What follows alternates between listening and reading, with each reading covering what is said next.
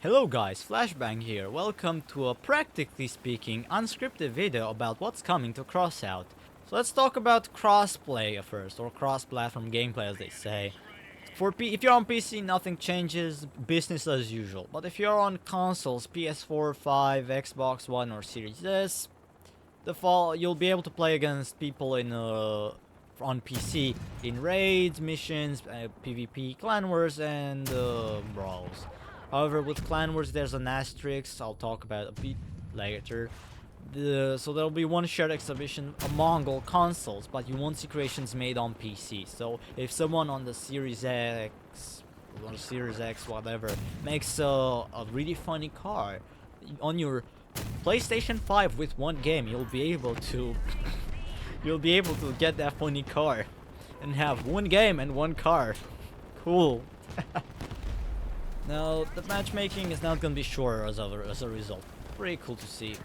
Now, when it comes to blueprints, there's an caveat. Some people that haven't logged in more than a year will have their blueprints deleted. Not to mention that if they didn't receive enough likes, they'll also be removed.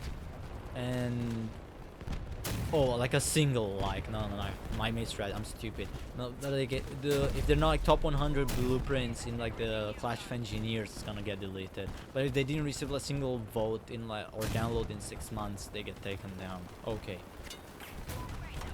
However, not everything will be shared, so the market stay divided, mostly because the pricing is so different. If you merge them, the prices on PC would explode.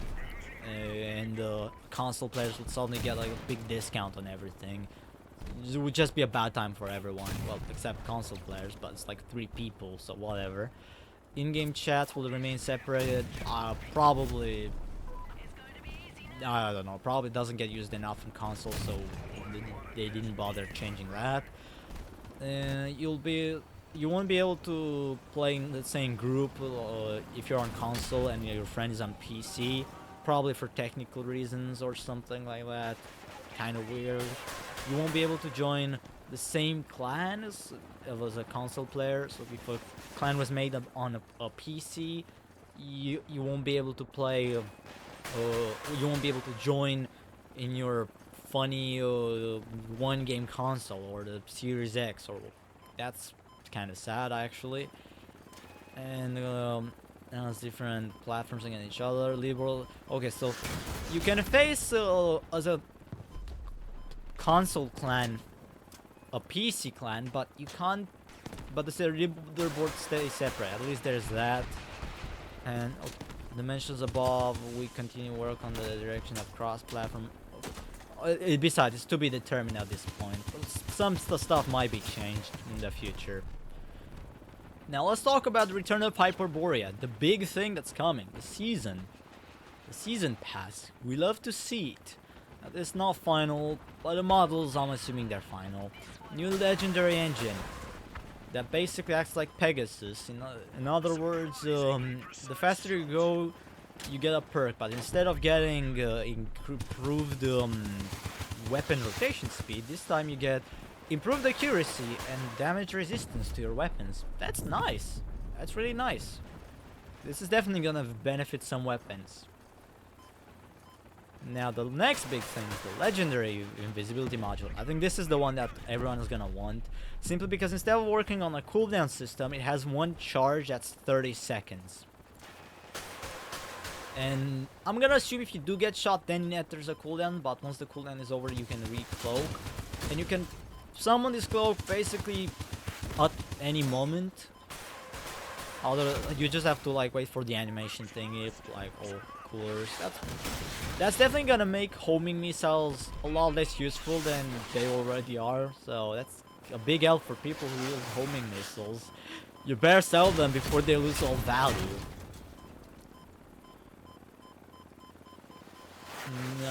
Or you can just have like for a long time and get into a really weird position too.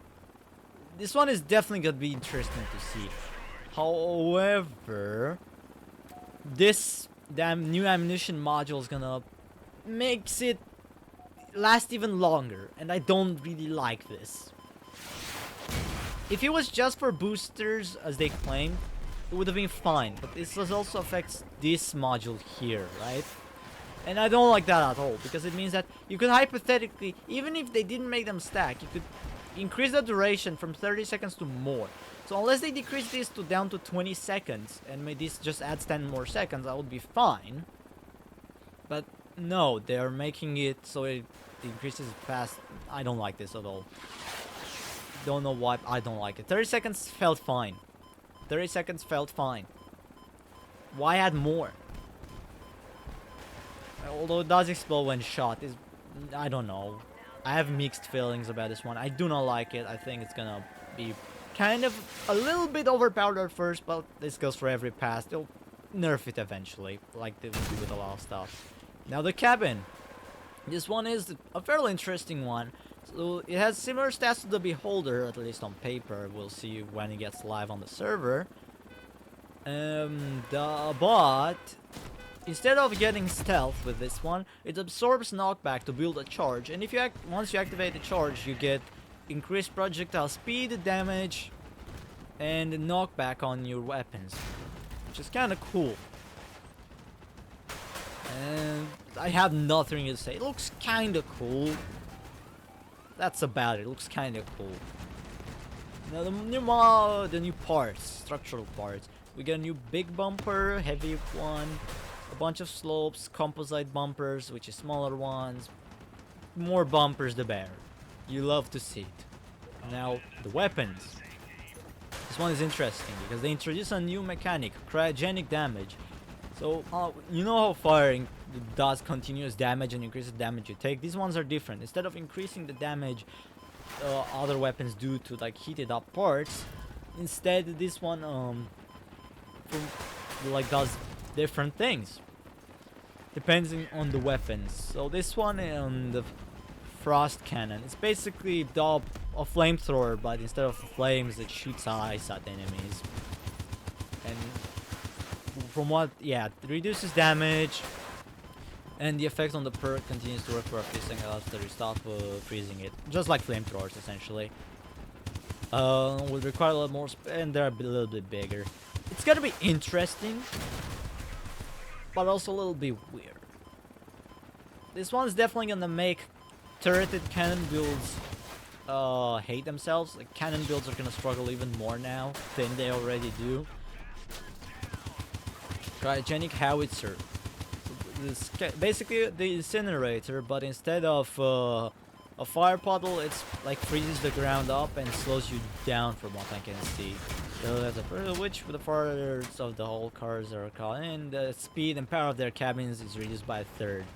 Okay, so it's basically the area denial, but instead of damage, it slows you down, which can be kind of interesting. This one. And a cryo cannon narwhal. Powerful heavy weapons. So this one shoots frozen projectiles with 100% pen ability. That's kind of cool.